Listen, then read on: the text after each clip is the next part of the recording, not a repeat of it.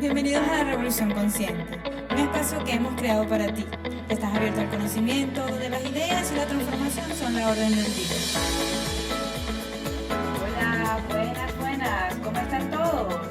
Hoy tenemos el placer de entrevistar a Yair López. Yair es gerente corporativo de atracción de talento en Avantika Technologies, quien tiene sedes en Perú, Bolivia, Colombia y Costa Rica, pues fue seleccionado como LinkedIn Top Voice para el 2020 en toda Latinoamérica.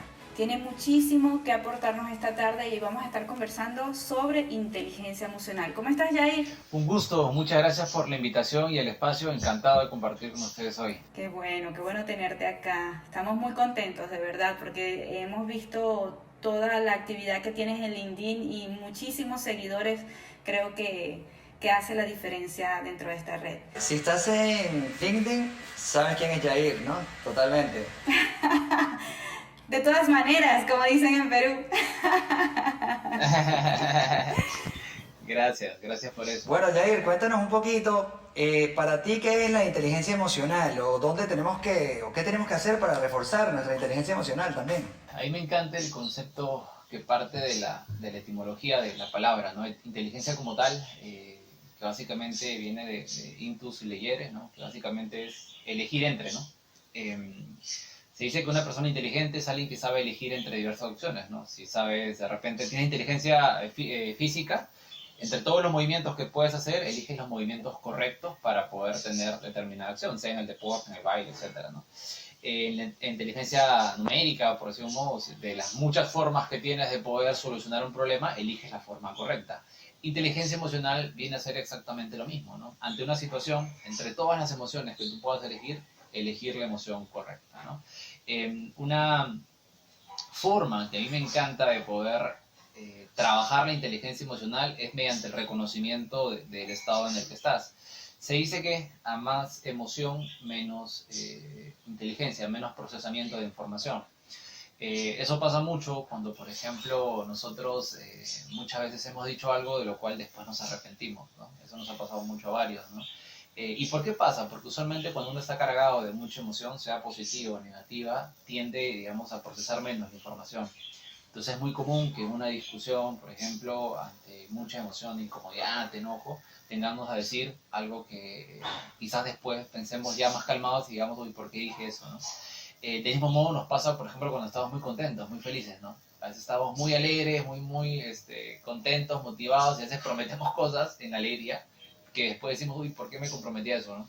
Pasa del mismo modo, ¿no? Entonces, una forma de poder trabajarlo, poder desarrollarlo, yo creo que es primero entender ese principio, ¿no?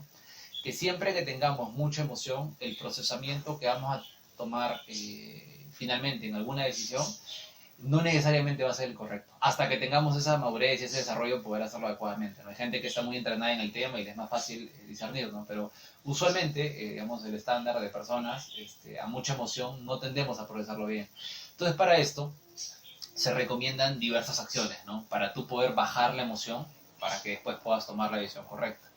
Hay emociones como, por ejemplo, el aislamiento con propósito, ¿no? Que es que ante una situación de incomodidad muy cargada, no reaccionar en el momento, ¿no? Sino aislarte justamente con el propósito de disminuir la emoción. En el trabajo nos suele pasar, y ahora es muy común, por ejemplo, ¿no? Estás en el trabajo y te llegó de repente ese correo, ¿no? Ese correo que no te gustó, ¿no? En el cual te decía, no, esto no me parece, tal cosa, ¿no? Y la reacción usual de nosotros es responder, querer, uy, no, voy a responder. Y te vas con todo a escribir ese correo cargado de muchas cosas de tu descargo, ¿no? Y copias a uno, copias al otro, ¿no? Y armas ese correo y lo mandas, ¿no? Eso posiblemente la otra persona también reaccione igual, ¿no? Haga lo mismo. Al ver tu respuesta tampoco le va a parecer, entonces va a hacer lo mismo y se convierte en una cadena interminable, ¿no? Esto pasa mucho en el ser humano, incluso con las conversaciones, ¿no? Cuando uno está de una otra manera hablando con alguien y alguien le dice algo que no me le parece, tendemos a responder inmediatamente y se genera el mismo vaivén, ¿no? Entonces lo primero que recomiendo es el aislamiento, ¿no? El hecho de cuando sucede algo, ten en cuenta que lo que vas a decir no necesariamente es lo mejor. Entonces aislarte a veces te ayuda mucho, ¿no? Hay diversas formas, ¿no? O sea, a veces, por ejemplo, una muy sencilla es no respondas ese correo ahora, ¿no? Tómate un tiempo, no es urgente que lo respondas ahora, tómate un tiempo, una hora y respóndelo después. Y ponte a pensar si lo que ibas a decir iba a ser lo mismo si hubieras respondido en ese momento. Otra puede ser aislarte físicamente, ¿no? Ir a hacer otra actividad, ¿no? Algunos optan por el deporte, ¿no? Que de repente puede hacer un poco de deporte antes de tener esa conversación para desahogar un poco. Como puede ser también ir a darte una vuelta, ¿no? Sacar a pasear a las mascotas, irte a caminar, a comprar algo, lo que fuese, pero aislarte con un propósito. Recordando el principio de que a más emoción, menos capacidad de análisis, de tomar la decisión correcta. Entonces, al entender este principio, yo particularmente cuando lo conocí, lo entendí, lo empecé a aplicar, me cambió completamente la vida. Y lo que le estoy explicando no es nada complejo, es algo, lo escuchas y dices, oye, qué sencillo. Y realmente sí, pero en el día a día nos es muy complicado que podamos aislarnos en ese momento o controlar esa reacción, ¿no? Ya que solemos querer responder ante algo que no nos parece. Jair, me encanta ese concepto de elegir la emoción correcta. Cuéntanos un poco cuál es el rol del autoconocimiento de uno mismo, de sus emociones, para poder elegir esa emoción correcta, y también el rol de la empatía. Me imagino que para tener inteligencia emocional uno tiene que ponerse también en los zapatos del otro para sentir o imaginar las emociones del otro, ¿no? Sí, totalmente. De hecho, el conocernos es algo vital. Yo lo que usualmente recomiendo mucho es que pidamos feedback, ¿no? A veces uno tiende a querer trabajar en uno mismo, pero no hay mejor ojo que el externo, ¿no? A veces cuando alguien muy cercano a nosotros, puede ser la pareja, el jefe, el compañero de trabajo, el que vive contigo, quien sea, que nos diga, oye, ante una discusión o algo, ¿cómo suelo reaccionar, no? Preguntarlo, ¿no? Yo hice este ejercicio que es muy sencillo y fui, digamos, a la familia, a amigos cercanos, ¿cómo me ves? Y por ejemplo me decían, Jair, a veces puede ser un poco directo, ¿no? Con tus indicaciones y puede sonar a que estás molesto, ¿no? Y yo, sí, pero yo no estoy molesto, sí, pero das esa impresión. Y yo digo, ok, no me he dado cuenta de eso, ¿no? Entonces me di cuenta de que la forma de decirlo no estaba siendo la correcta, la forma, no las palabras, porque a veces puedes decir lo correcto, pero de repente la forma es igual de importante, ¿no? Entonces, ahí me di cuenta de algo. Entonces, pedir feedback al entorno cercano es una primera recomendación que siempre doy para conocernos. La otra que recomiendo es que recordemos nuestras últimas discusiones, o sea, nosotros mismos, ¿no? O sea, ¿cuáles fueron las últimas discusiones que tuviste? Y ponte a pensar ahora si hubieras hecho lo mismo, ¿no? Entonces, ahora eso como haces análisis, ok, bueno, discutí con tal persona, bueno, no necesariamente eso lo hubiera dicho así, de repente hubiera... Y al analizar esos casos nos ayuda muchísimo a realmente ver, ok, actúe de repente con mucha emoción, ¿no? Tanto positivo como negativo, ¿eh? Puede ser también el último momento en el cual estuviste muy feliz y que prometiste, ¿no? Y también te sale lo mismo, ¿no? Yo comento mucho un caso que es el típico de que cuando, por ejemplo, nos juntamos amigos, por ejemplo, los amigos del colegio, ¿no? Después de tiempo, nos juntamos y nos vemos todos, o incluso cuando acabamos el colegio y todos juntos prometen, oye, qué bien, hay que juntarnos seguido, siempre nos vamos a juntar, siempre estaremos, hay que ver, sí, hay que hacer esto cada rato, ya, sí, perfecto. Nunca más se vuelven a juntar, ¿no? Porque prácticamente ante mucha emoción estamos prometiendo cosas, ¿no? Ya en el día a día te das cuenta que el trabajo, la familia, proyectos, etcétera, no puedes, ¿no? Entonces, eso es un tema que también considero mucho, de igual importancia, el hecho de analizar las últimas discusiones. Y de cara a la empatía, que comentabas un poco el tema, yo particularmente creo que es vital, ¿no? O sea, es vital tenerla, pero es complicado desarrollarla, ¿no? En cierto modo solemos ser muy, muy egoístas. El ser humano usualmente es muy egoísta, ¿no? Él trata de, digamos, querer hacer algo para su beneficio, ¿no? A veces inconscientemente, no es algo que sea necesariamente que haces con ese fin, sino sin darte cuenta, las decisiones que tomas muchas veces son de cara a y yo que me beneficio, ¿no? Entonces, lo primero que recomiendo mucho es que busquemos desarrollar la empatía, asumamos que es importante, ¿no? Y la forma más sencilla es empezar con el entorno cercano, ¿no? Porque a veces nos lanzamos a hacer cosas, lanzar un proyecto y demás, voy a colaborar en una ONG y demás. A veces tú puedes empezar con la persona que está al costado, con el que duerme contigo, con la persona que trabaja en el día a día. O sea, empieza con esas personas, con las cercanas, ¿no? Eso no sabes cómo puede cambiar. En mi caso, por ejemplo, yo soy padre, no tengo una hijita de 6 años, yo empecé con mi hija, ¿no? O sea, fue la forma más sencilla que empecé a ver la vida diferente, ¿no? ¿Por qué? Porque, bueno, ¿sabe? Todos hemos sido niños, de niños eres travieso, haces cosas y demás, ¿no? Y a veces una reacción mucho es querer corregir, pero a veces incluso alzamos la voz, ¿no? Algo que me di cuenta era que de repente yo podría empezar con mi hija dándole a entender cómo para mí de repente es corregir una conducta, ¿no?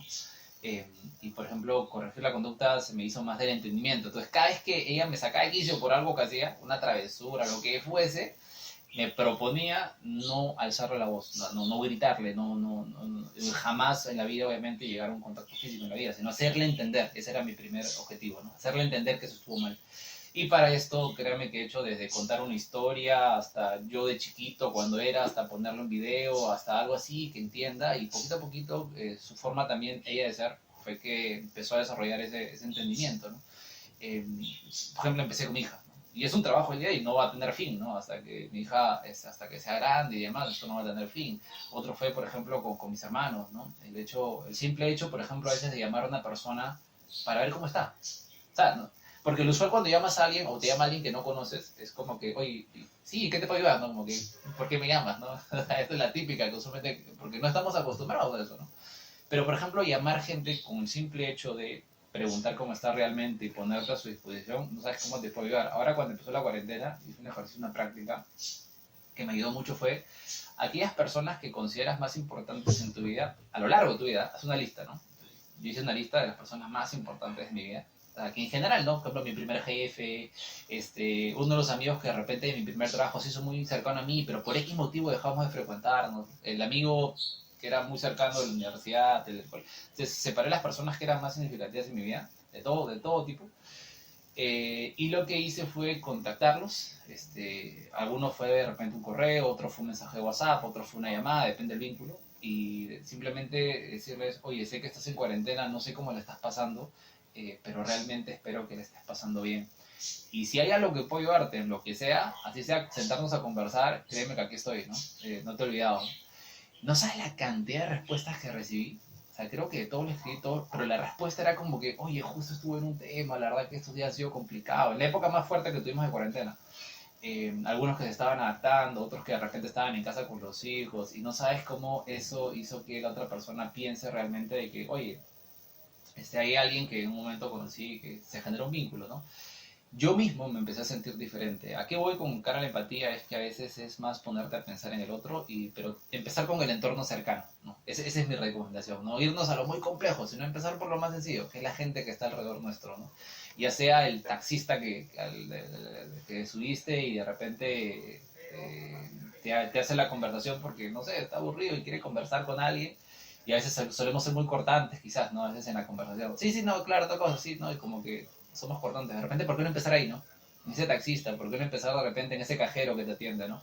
Cuando vas a comprar algo, ¿no? ¿Por qué no empezar en esas personas antes de irte de repente a querer hacer mil cosas y querer cambiar el mundo, ¿no? Empieza por ese entorno y poco a poco vas generando, digamos, una cadena y tú mismo te vas sintiendo mejor. Totalmente de acuerdo, Yair, totalmente de acuerdo. Es más, me quedo con ese ejemplo que diste de cuando a veces decimos lo correcto, pero el cómo decimos las cosas es parte de la comunicación, ¿no? No solo lo que se dice, sino cómo se dice lo que se dice. Pero yo creo que, bueno, Estefan y Andreina, que hemos estado aquí con Jordi Jones, diría, bueno, en la parte de la inteligencia emocional, ese correo que vas a responder, de verdad lo quieres responder con ese cortisol y esa adrenalina dentro de tu cabeza, esos neuroconectores que no son los adecuados, aplicando ya los neuroconectores y la sinapsis que puede hacer las neuronas cuando uno está pasando este mal momento, ¿no? Esta emoción que habla Yair. Yo creo claramente que la toma de conciencia quizás es como ese primer paso que te saca de donde estás, ¿no? Una vez que eres consciente de que estás viviendo esas emociones y de que dentro de esas emociones no debes reaccionar como nos dices, quizás vas y reaccionas, pero ya sabes que hiciste mal. Yo creo que el primer paso tiene que ver con tomar conciencia de que esta situación se está dando, de que existe lo llama Eckhart Tolle en sus libros El cuerpo del dolor, que habla, ¿no? Existe ese otro yo que es un yo emocional y que es cuando yo estoy en cortisol y adrenalina justamente. Y que a ese, pues tengo que esperar que, ¿sabes? Darle un tiempo, respirar, meditar, irme a dar un paseo, hacer cualquier cosa, porque si no voy a tomar una mala decisión probablemente, o no lo volvería a hacer, como tú dices. Pero una vez que ya tomamos conciencia, pues a lo mejor metemos la pata un par de veces más, 3, 4 veces más, pero llega un momento en que ya dándonos cuenta de que no somos eso, pues hacemos un cambio, que es, digamos, lo que se busca, ¿no? Correcto. Coincido en ese enfoque, porque a veces nosotros, es lo normal, nos va a pasar, ¿no? A quien esté escuchando esto, cuando estés molesto te va a dar ganas de responder, O sea, va a pasar eso, o sea, te va a dar ganas de decir algo, ¿no? Algo que me sirvió, por ejemplo, también mucho es una técnica que se usa en neurocomunicación, que es cuando tú quieres modular la conducta del otro, tú tienes que modular primero tu conducta, ¿no? Por ejemplo, si estás en una conversación y alguien viene y te alza la voz, porque es tal cosa, no, sí, demás, ¿no? Y te empiezas a la voz, lo usual es que tú respondas en ese tono de voz. ¿Pero por qué dices eso, no? Si yo digo ahí, te respondes en el mismo tono de voz. Pero si tú quieres modular que la voz del otro cambie, tú baja tu tono de voz, ¿no? Y hazlo de una manera más serena. Es difícil, ¿ya? No es muy sencillo, pero créeme que cuando otra persona viene así y tú empiezas a modular tu voz, sí, pero ¿por qué lo dices?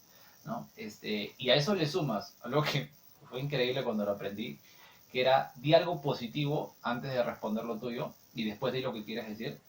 No sabes cómo te ayuda. O sea, yo estaba en reuniones de trabajo en las cuales, por ejemplo, alguien me decía, sí, pero tal proyecto empezó tal fecha y demás, en una reunión de trabajo, un comité en el cual están muchas personas, y yo le digo, oye, gracias por observarlo, no me he dado cuenta, ¿no? O sea, empezar con eso de que en un tono de voz bajo, gracias por observarlo, no me he dado cuenta, sé que este enfoque es bueno y de hecho me ayuda mucho para mejorar. Te cuento un poco y le iba directamente a lo que quería decir. Pero lo usual hubiera sido, no, eso no fue así, porque esto es de este modo, ¿no? Y vas con la respuesta, ¿no? Pero ese detalle tan sencillo como empezar así, no sabes cómo la otra persona, porque la otra persona espera que tú respondas, es lo normal. Espera que tú respondas y tú está a la defensiva. Si tú empiezas con algo positivo, eso no se lo espera. ¿Sabes a qué se me parece eso, Jair? A la frase de Gandhi esa de sé el cambio que quieres en el mundo. ¿Sabes? Me llama, porque si tú eres el ejemplo de que tú quieres ver en el otro, pues sélo tú primero, porque no puedes manejar al otro, ¿no? Pero puedes por lo menos representar tú lo que necesitas. Totalmente. De hecho, incluso les cuento, yo trabajo en el mundo de lo que es atracción del talento y he entrevistado a muchos candidatos, así incluso con un candidato. Me ha pasado, por ejemplo, candidatos que les he hecho la oferta final, ya después de un proceso largo de 2 meses, le hice la oferta final y la empresa lo contraofertó, ¿no? Y tienen el temor de decirme, oye, voy a desistir de tu proceso, ¿no? ¿No? O sea, tienen el temor de ir al headhunter y decirle, oye, ya no voy a estar ahí, ¿no? Yo voy a desistir. Y como que no te contestan, eso es muy común, que deja de contestar, ¿no? Y demás, ¿no? Hasta que me ha pasado con un candidato varias veces que me dicen eso, y no quieren contestar porque ellos piensan de que tú les vas a llamar la atención, o sea, como que, oye, pero ¿por qué vas a hacer eso? Es poco profesional, no es lo usual, ¿no? La típica reacción del reclutador usual. Cuando me ha pasado eso, lo primero que hago, y me dice, ok, voy a desistir, no, lo que pasa es que tengo una oferta. Le digo, oye, primero, felicitaciones, qué bien que en tu empresa te estén considerando a ti para una contraoferta. Eso significa que realmente eres pieza clave en el equipo, ¿no? Y no es muy común que, digamos, a cualquier persona le haga una contraoferta, usualmente suele ser con los mejores del equipo. Y su reacción suele ser como que, no, sí, a mí también me agarró de sorpresa, no sabes cómo me ayudó, y empiezan ya como a conversar. Y ahí, digamos, entras directamente, ok, cuéntame un poco, y vas a digamos, el tema de la conversación, hacer las preguntas correctas, y después de eso ya sale un poco el diálogo y la conclusión.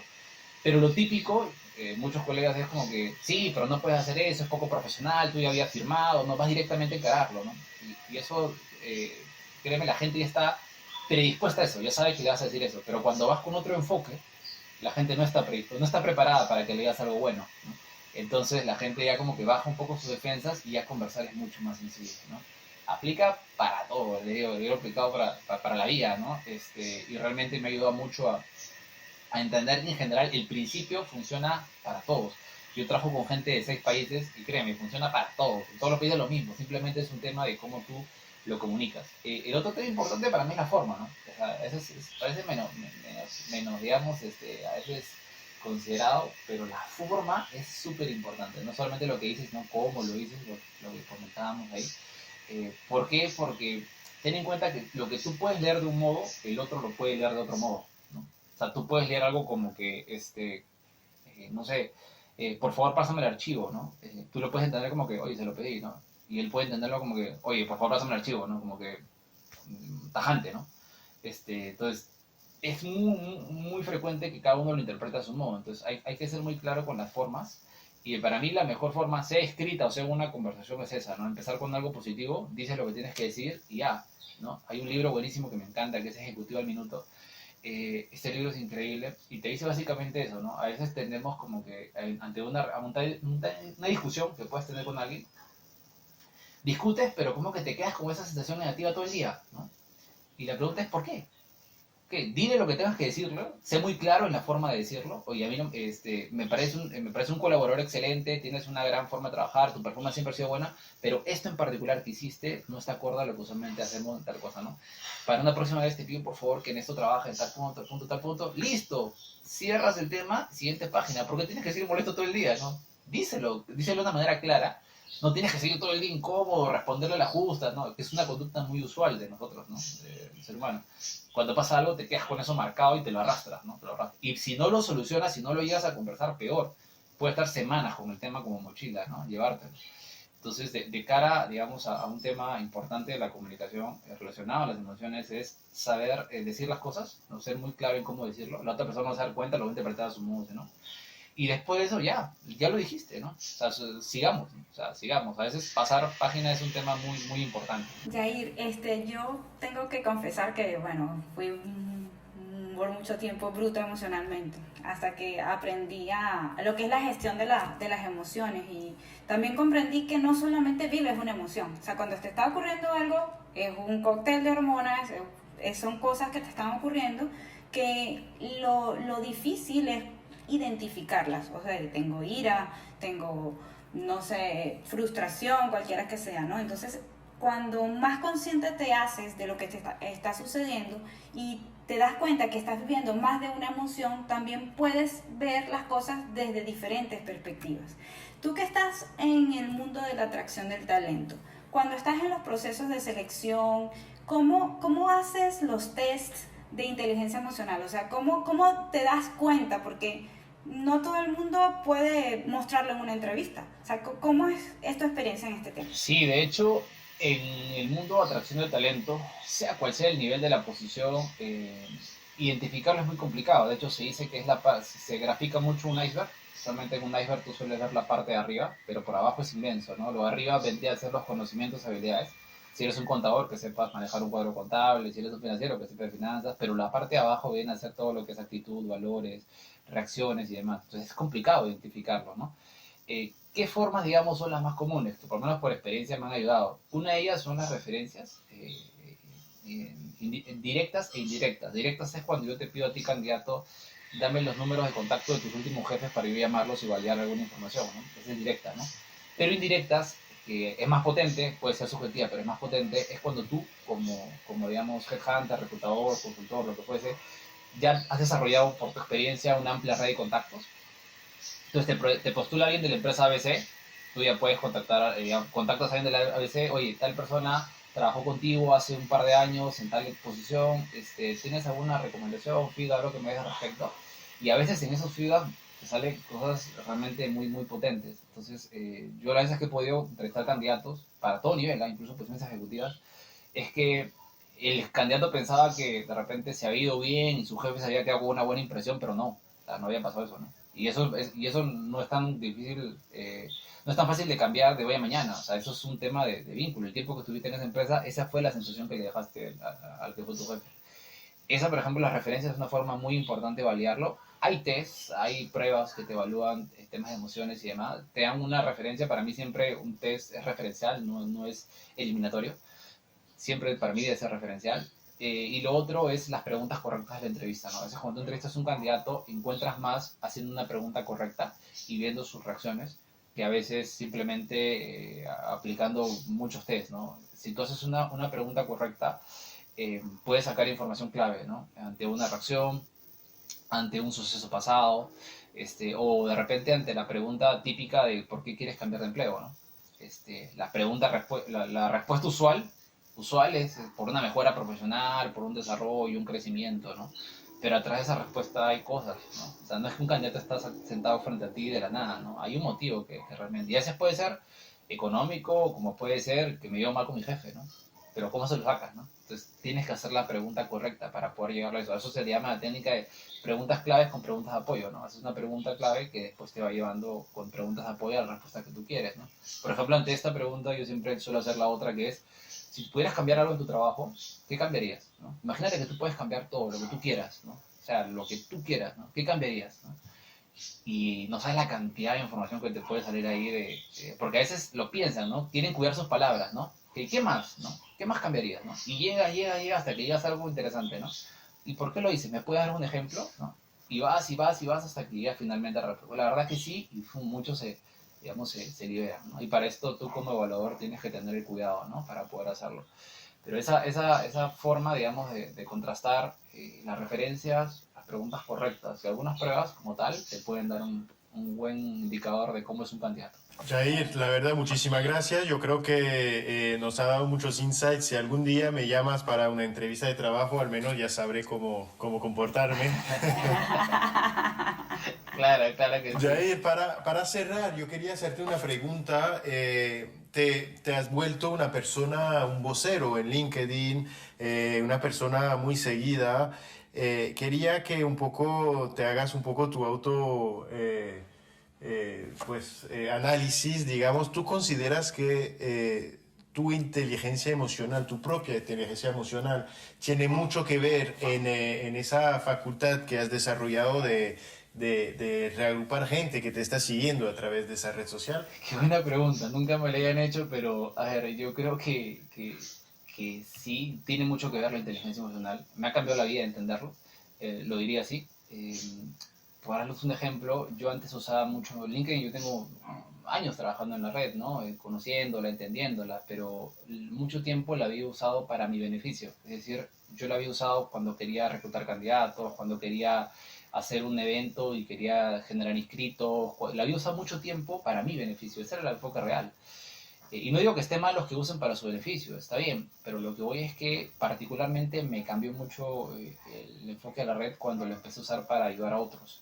Cuando empezó la pandemia, al igual que muchas personas, empecé a ver muchos casos de gente que me escribía queriendo mandar sus currículums, ¿no? Porque habían sido despedidos, ¿no? Mucha gente de varios países. Y esa es la impotencia, porque nosotros, con los reclutadores, los que trabajamos en este mundo, no tenemos vacantes para todos, no pasa eso, no tienes vacantes para todos. Entonces me quedaba muy corto decirle, la verdad que no tengo nada, si sé algo te aviso, me sentía muy corto. Entonces dije, ¿cómo podría usar mi red para poder ayudar más gente, ¿no? Y ahí fue que salieron diversas iniciativas, ¿no? Por ejemplo, oye, podría buscar de repente las palabras correctas dichas por otras personas o por mí, darles una forma y compartirlas, ¿no? Podría ser una idea, ¿no? Compartir contenido, ¿no? Y empecé a crear artes, generar artes y empecé a compartirlos, ¿no? Grabar videos, compartirlos, pero con ese fin, o sea, no te invitaban a sígueme, nada de eso, ni a sígueme a tal fanpage, nada. Simplemente compartía la información. Lo otro fue que lancé un programa que se llama Avenida Éxito en LinkedIn Live, en el cual justamente invitaba a gente experta en un tema para que compartan, ¿no? Herramientas que sean fáciles de aplicar, ¿no? De empleabilidad, marca personal, networking, temas de emociones, para la gente, ¿no? Que lo necesite.